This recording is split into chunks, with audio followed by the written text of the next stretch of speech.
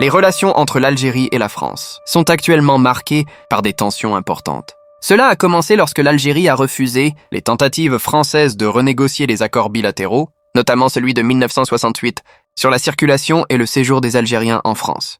L'Algérie a averti que toute modification de cet accord pourrait remettre en question toutes les conventions entre les deux pays, risquant ainsi une crise diplomatique majeure. Cette situation n'est pas un incident isolé, mais un tournant dans une relation fluctuante entre coopération économique et friction politique. L'Algérie a clairement affirmé que sa souveraineté est non négociable et qu'aucun chantage ne sera toléré. Toute révision de l'accord de 1968 serait considérée comme une ligne rouge, menaçant de faire tomber de nombreuses conventions économiques, politiques et culturelles établies depuis des décennies.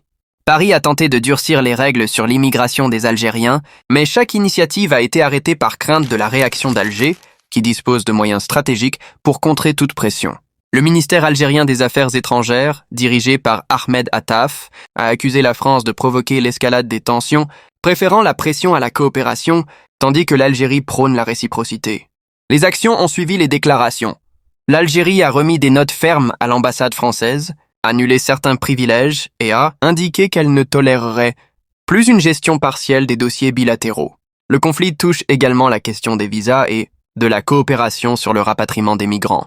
Paris souhaite lier la délivrance des visas à la coopération algérienne, ce que l'Algérie considère comme une violation de l'accord de 1968 et des droits fondamentaux.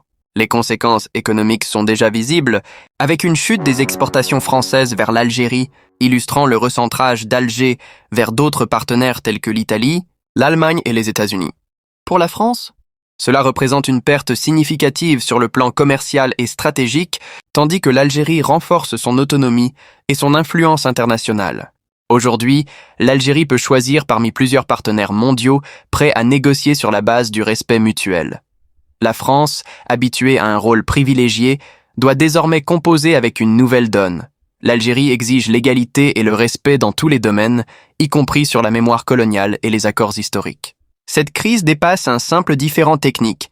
Elle illustre la volonté d'Alger d'affirmer sa souveraineté et de sortir d'un rapport de dépendance. Les enjeux sont clairs. Si la France subira les conséquences économiques, l'Algérie gagne en indépendance et en liberté de décision. Le message est net. La période où Paris pouvait imposer ses conditions est terminée et une relation basée sur l'équité et l'intérêt commun s'installe.